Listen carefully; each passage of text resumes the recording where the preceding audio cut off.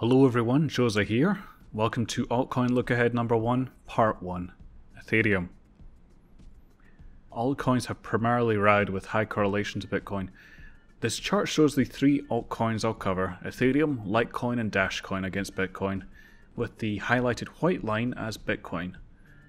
While there's a large amount of divergence in percentage growth between the assets, the altcoins largely follow Bitcoin's movements, contrary to what some may believe that altcoins are a hedge against Bitcoin's bearish price action, much in the same way as gold and silver retracing during the 2008-2009 subprime property market crash after an initial rise.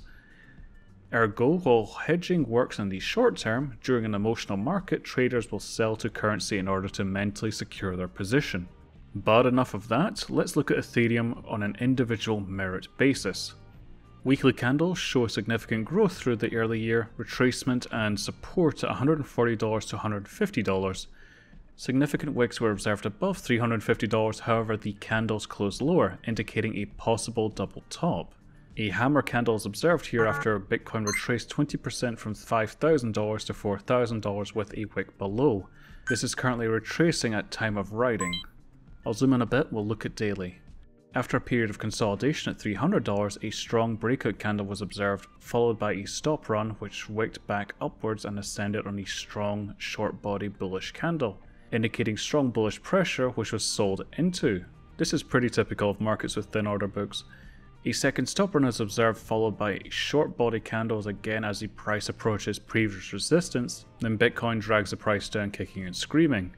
However, support is still bought back, shown by this doji candle, indicating that market memory remains and traders are still buying the dip. At the bottom we have a common reversal pattern, the tweezer, coinciding with support at $290 to $300.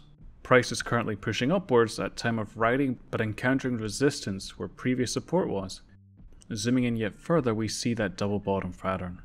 The volume structure is pretty interesting. The price has risen here in low volume as visible on the OBV. If I drop the candle width down to 1 hour for a greater sample range, a small bearish divergence is visible with the volume lower than the dips previously seen. A lot of trend indecision is observed here with large body bearish candles and strong oscillations in the OBV. This indicates traders covering their long positions as the price approaches previous resistance. Now, speaking of support and resistance zones, I'm looking at the following areas. The top structure of $390 to $395, the aforementioned $345 to $350, that would be our weekly close magnet I mentioned, $330 to $335, the current zone, $300 to $310, the indecision zone and neckline of the inverted head and shoulders / double bottom, and broad support from the bottom at $270 to $300.